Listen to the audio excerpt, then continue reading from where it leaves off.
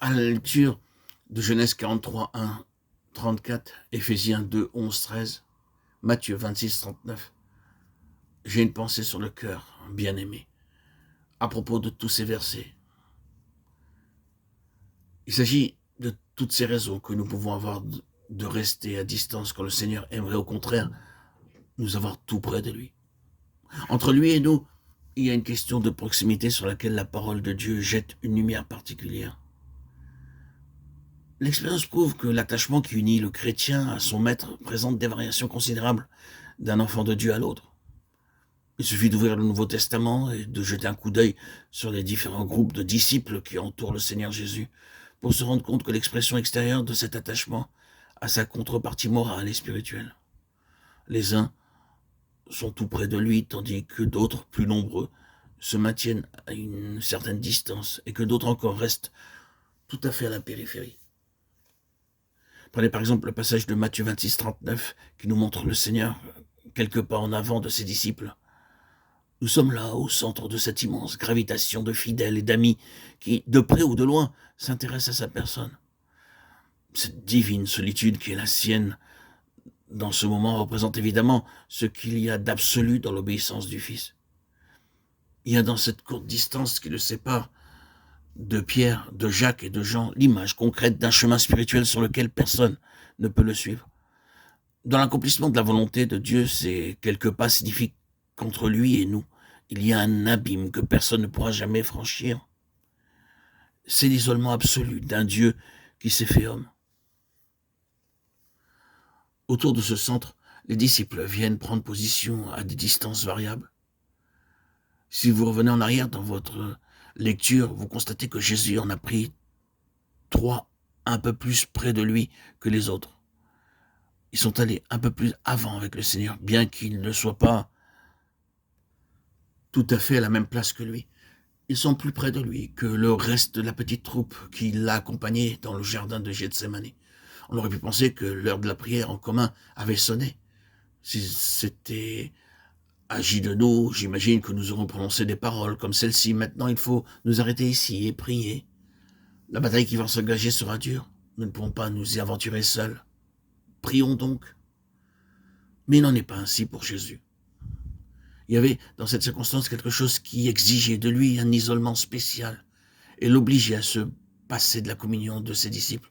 Pourtant, à ce moment-là, son cœur en avait certainement soif de cette communion.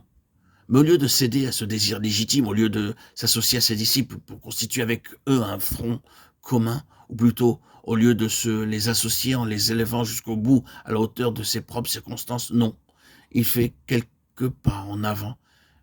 Ils ne peuvent pas, eux, le suivre jusque-là. Il les laisse derrière lui.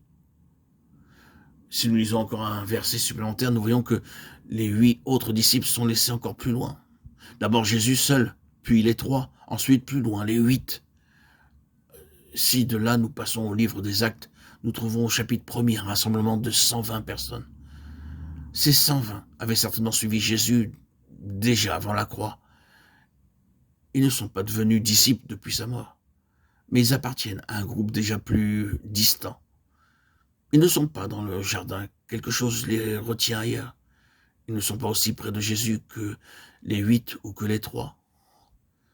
Dans un autre passage, 1 Corinthiens 15, 6, nous découvrons qu'il y en avait encore 500 autres. Il est paru, dit Paul, à plus de 500 frères à la fois. Quand les 120 sont réunis dans la chambre haute, où sont donc les 380 qui manquent?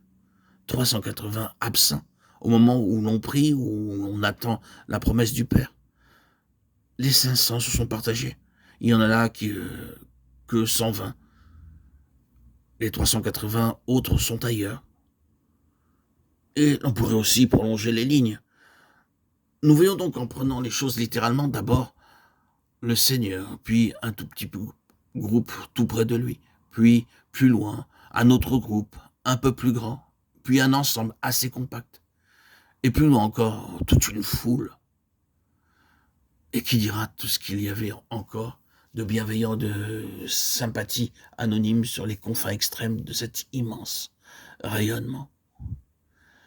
Mais quelle marge entre la distance des uns et la proximité des autres? Vous comprenez, n'est-ce pas, tout ce que cette proximité suggère de communion spirituelle avec le Seigneur pour ceux qui veulent vivre près de lui, qui veulent sur ce chemin aller jusqu'au bout, plus loin que le grand nombre, plus loin même que le petit nombre. Si nous exprimons cette pensée ici, bien-aimés, c'est parce que nous avons la conviction que le Seigneur, à l'heure actuelle, se cherche justement de ces hommes-là qui resteront attachés à sa personne parce qu'ils ont soif de son intimité. Pour beaucoup, hélas, nous ne le savons que trop, cette proximité a ses limites. Les uns vont jusqu'à un certain point, puis ils trouvent que c'est assez. D'autres vont un peu plus près. Mais à un moment donné, eux aussi, ils s'arrêtent. Il semble qu'il n'est vraiment qu'un très petit nombre, une infime minorité, qui, délibérément, supprime toute distance et en viennent à ce degré de communion où, en toute chose, on sent, on pense, on veut avec lui et comme lui. C'est cela qu'il cherche pour ceux qui l'aiment assez.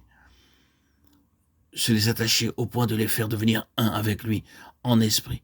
Il a les yeux sur ceux qui sont disposés à faire quelques pas de plus avec lui, à s'approcher un peu plus que les autres, plus près même que ses familiers, pour leur laisser voir son cœur tel qu'il est, avec toute la souffrance, toute la beauté, tout l'amour qu'il cache encore.